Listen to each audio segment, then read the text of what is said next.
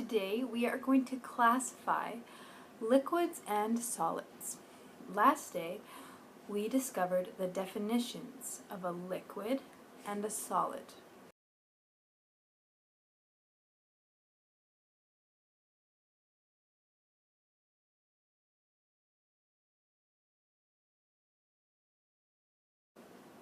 Today your job is to look at the items that your supply master got and put them into two groups, either a liquid or a solid.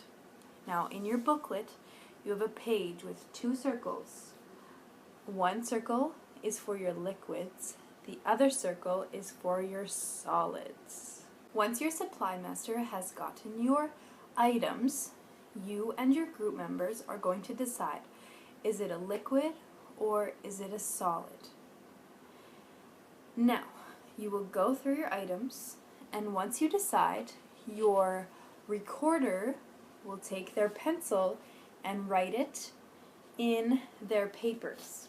So for example, I'm going to look at this item, and I think, based on what it looks like and what it feels like, I think it is a solid. So I'm going to write down noodle in the solids column. So that is a noodle, and I think it is a solid.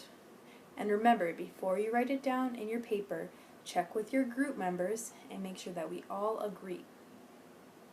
Now next, I'm going to examine the next item that my supply master received.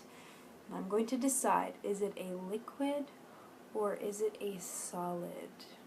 I'm going to take a look at it, play around with it a little bit, make sure that my group members have a chance to all look at it, and then we will decide as a group, is it a liquid or a solid? And as a group, we decided that it is a liquid. So we will write it down on our sheet. Water is a liquid. And you will continue to do this with all of the items that you have at your table or your area. Now, if you're not sure what the item is, if you can't figure out what it is, then describe it. So maybe it is a brown liquid, or it isn't a noodle, but maybe it's a soft solid. So describe it as best as you can.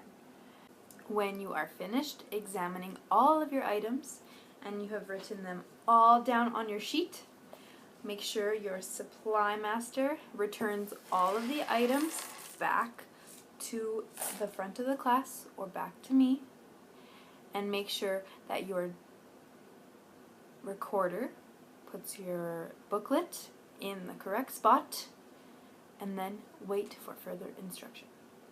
Good luck.